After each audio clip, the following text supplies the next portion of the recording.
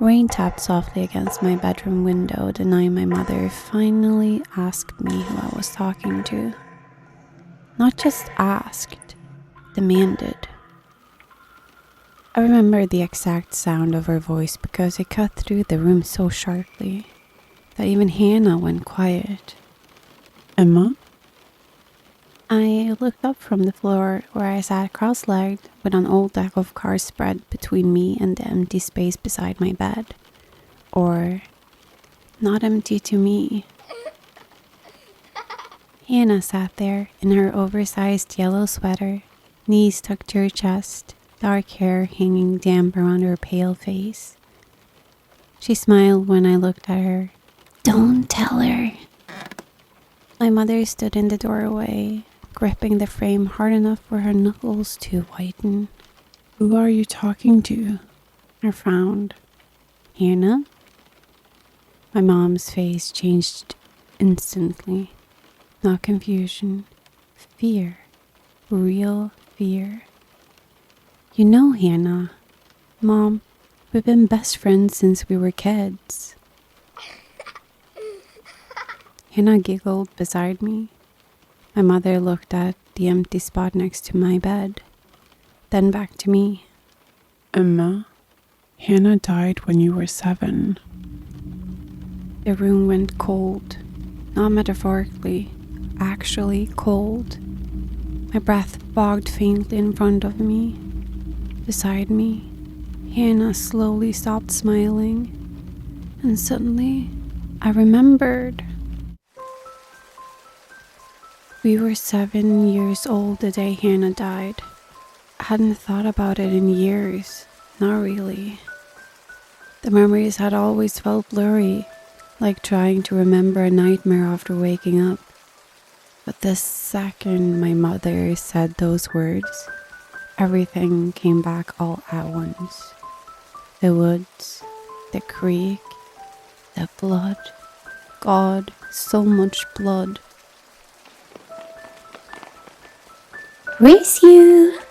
Hannah's voice echoed through the trees as she ran ahead of me, rain boots splashing through mud. I chased after her, laughing, holding the straps of my little backpack while the forest darkened around us beneath heavy gray clouds. We weren't supposed to go near Miller's Creek. Our parents warned us constantly, but Hannah always liked breaking rules. Come on, you're too slow. I'm trying. The creek roared louder as we got closer. Rain from the night before had swollen the water until it churned violently between the rocks. I remember feeling scared. I remember wanting to go home. But Hannah stepped onto the fallen log crossing the creek anyway, arms stretched wide, grinning. See? Easy. Hannah, stop. The sound still lives inside my head. A crack, a scream, and the splash. I remember running to the edge of the creek. I remember seeing her little yellow raincoat disappear beneath the rushing water. Hannah! She surfaced once, only once, her face twisted in terror, and then her head slammed against a rock. The water turned red. I screamed until my throat bled, but nobody came fast enough.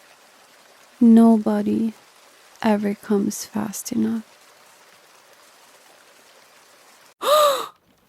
I woke up screaming in my bed.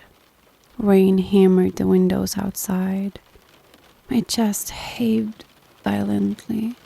Across the room stood my mother, crying. You remember now. I looked toward the corner automatically, towards Hannah. She stood there smiling softly, water dripping from the ends of her hair onto the carpet. You left me there. No, You ran home.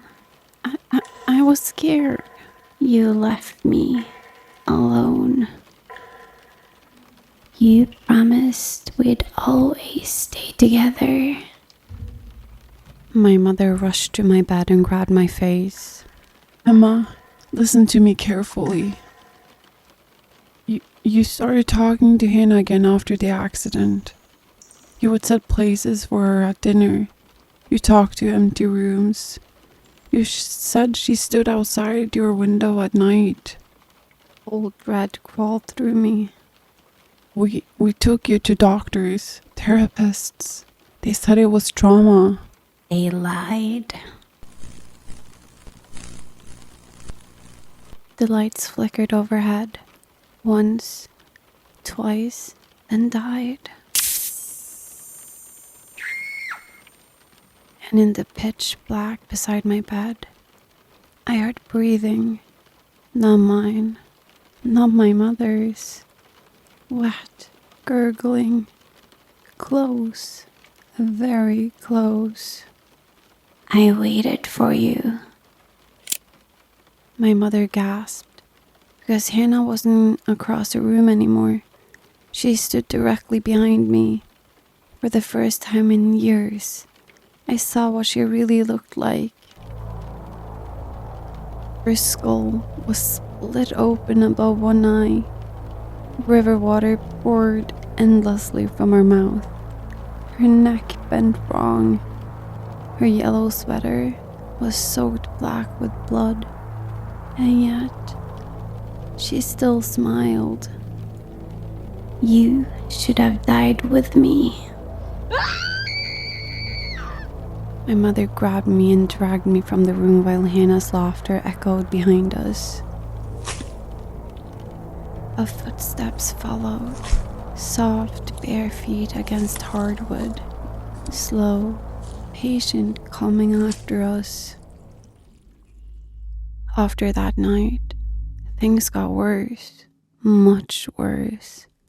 I started seeing Hannah everywhere, at school, in mirrors, standing motionless beside roads, at the foot of my bed every night, sometimes smiling, sometimes not.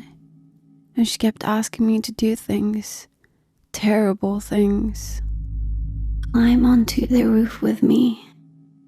Walk into traffic. Take all the pills in the bathroom cabinet. At first, she sounded playful, like a child asking for games. But over time, her voice became desperate, angry. Why won't you come with me? Once, during class, I looked out the window and saw Hannah standing in the rain beside the football field, her head twisted unnaturally to one side, smiling, waiting. Emma, please let me help you. She doesn't understand. Please go away. You belong with me. No. You were supposed to die too. My stomach dropped. Why? For the first time ever, Hannah stopped smiling. You don't remember that part. The room suddenly smelled like river water, rotting leaves, mud, and slowly more memories returned. Fragments, horrible fragments. I remembered the log snapping. I remembered Hannah falling. But then I remembered something else. A hand. Mine. I had pushed her. Not hard. Not intentionally. We were playing. Laughing. She slipped after I shoved her shoulder. I remember the look on her face before she fell. Shock. Confusion. Betrayal. You killed me. I didn't mean to. But you never told anyone. It was an accident. But you still left me there. You left me alone in the dark. Suddenly she lunged forward, ice cold hands wrapped around my throat. The room vanished, and I was back in the creek. Underwater, sinking, screaming. I could see Hannah below me in the darkness, waiting, her dead white eyes locked onto mine. Come with me. Come with me. Come with me. I woke up on the bathroom floor, choking violently. My mother held me tightly while paramedics crowded the hallway. Apparently, she found me unconscious in the bathtub. The water had been so full it spilled across the floor. Another few minutes, and I would have drowned, accidentally. At least, that's what everyone believed. But I know better.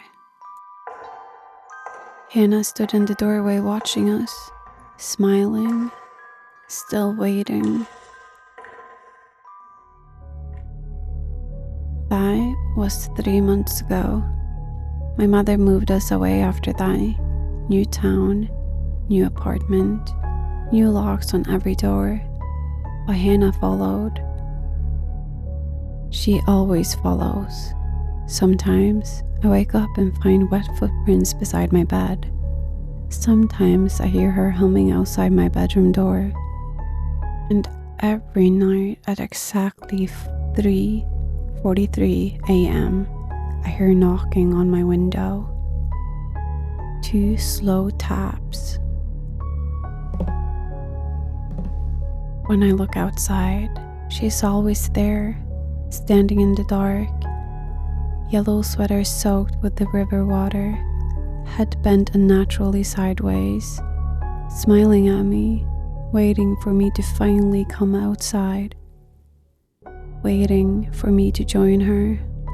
And lately, I've started thinking about it, because every night, her voice sounds a little less frightening, a little softer, a little more convincing, like a friend calling me home. Emma, come outside.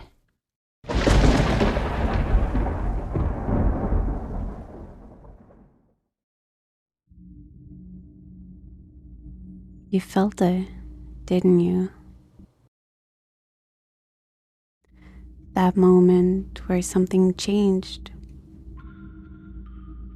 You almost heard it. Play it back. It's clearer the second time. You've been listening to Dead Air. If you enjoyed the episode, follow the show. And remember,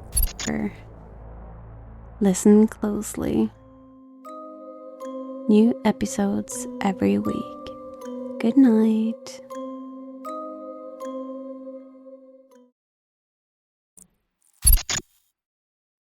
You stayed. We knew you would. Don't turn